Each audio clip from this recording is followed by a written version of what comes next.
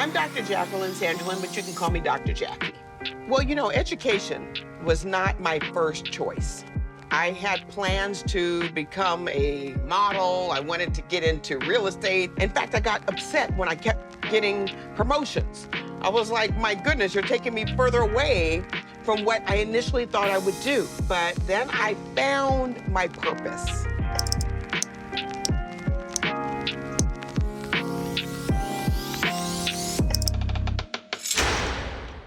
I really wasn't excited about becoming a teacher. I always say I kind of got there by accident because it wasn't my personal purpose. I wanted to be the next Oprah. I even created a show called The Jackie Winfrey Show. So I began being an intern and working at Channel 9, Channel 11, ABC, anywhere that they would let me in. Didn't get paid, but I learned a lot. My parents were like, you know what? You need to get a job while you're waiting to be discovered. And so what was happening at the time, there was a teacher shortage. My parents suggested that I go and apply. And as soon as I did, I was put in a classroom. I was a special education teacher. I started learning about the beauty behind education. Well, you know, I loved going to school because it was meeting people. So I really enjoyed going to college. I went to Cal State University, Dominguez Hills for my bachelor's in communications, public relations. After finishing that, I did go to Norfolk State University, and then I went to Pepperdine University for my doctorate in education, leadership, and policy. And I even have another doctorate degree. Could you believe that? In theology. You know, hey, who would have thought? I was really trying to figure this thing out as I was teaching. But one thing I did learn about myself is that I built a relationship with my scholars. And I call them scholars because scholars, I felt like they're more than students.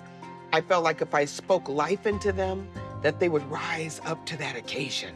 And they did, they loved it. You know, I was at a school, very tough community, a lot of challenges. A lot of my scholars, we had foster youth, we even had homelessness.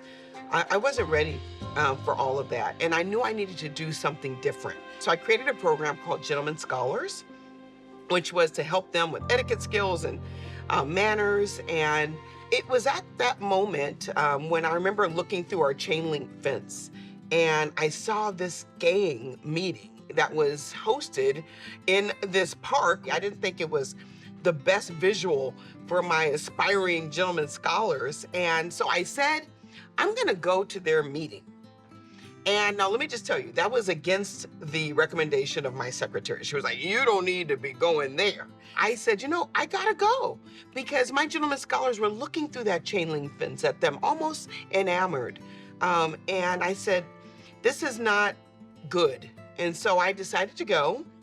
And they looked at me, if you can just imagine, kind of like crazy, like, hey, what are you doing here, lady? And I said, listen, I just like to know if you would not mind moving your meetings to maybe a local hotel or somewhere off this, you know, park, out of these grounds, because my students, my scholars are watching you. And it was at that moment that it came to me that I was asking them to leave their community. And I was asking them to exit rather than become empowered. And at that moment, I decided, you know what? Instead, why don't you come on campus? And they did say, you know, ma'am, what do you want us to talk about?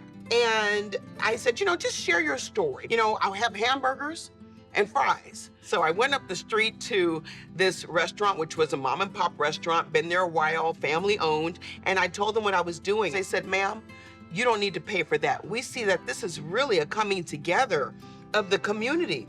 And it was amazing. They actually came and cooked the food there, and the gang members showed up, and it could have not been more designed, more choreographed, okay, than I could have ever have designed this. Seriously, they shared their stories, they cried. Tears came down as they talked about how they have changed. And they even talked to my gentlemen scholars about how not to get in gangs. So it was at that moment that I knew I needed to think bigger. I started doing something called a guest reader program. And one celebrity reader came, her name was Cheryl Hines. She noticed something on our playground that just wasn't right. We had a broken jungle gym that had yellow caution tape around it. And so she said, you know, I'd like to help you. And she held a fundraiser. And in one night, We raised $38,000. I could not believe it. And we were able to replace that with a brand new jungle gym. The scholars were happy, the families, the teachers. Next thing you know, that led us on a quest with developing partners, and more people came along. It just really began to change the trajectory of my purpose and work, which led me to ask the question, why not? Make some noise for Dr. J. For me, though, it really boils down to one simple question. And that question is, why not? Can you say that? Oh, that was weak. I didn't hear you. Thank you. And I realized that question was opening up a door, I think, of possibilities. I was all excited and happy, and the next thing you know, I fell and fractured my knee. Not only did I fracture my knee, I tore my meniscus. It was just, I heard it crack. It was not a pretty sight. The knee injury took me out of commission for almost 2 years. It was really probably one of the most depressing times that I had in my life. I was so worried that I was gonna lose my job. And for me, that means losing my benefits. We had a mortgage, cars, we had responsibilities. And I remember as I was getting better and spending time with my mother, she said something to me that I'm gonna tell you, most Black mothers don't say. She said, you know, Jackie, have you thought about going out on your own? You know that business you kept talking to me about? You know that why not idea that you kept hounding us all about? Why don't you now just try it? And that, to me, was the release I needed. You know, my son had open heart surgery at 5 years old. And besides my knee, that surgery was one of the worst times of my life. And I said to my son, you know, I'm thinking about going into my own business, but I don't know if this is gonna work. And he said to me, Mom, if I went through what I went through, you can do that. And I just embraced my son and cried, and, you know, knowing that he could have so much courage for me that I didn't even have in myself, reminds me that I rose up a good son who believed in my message so much that he could reflect it back on me.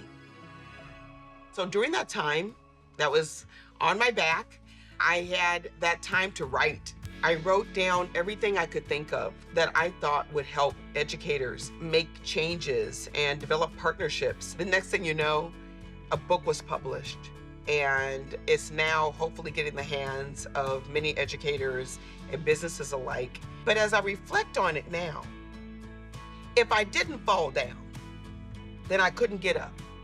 I channeled that fear that I wasn't gonna be enough to now saying, I'm gonna do more.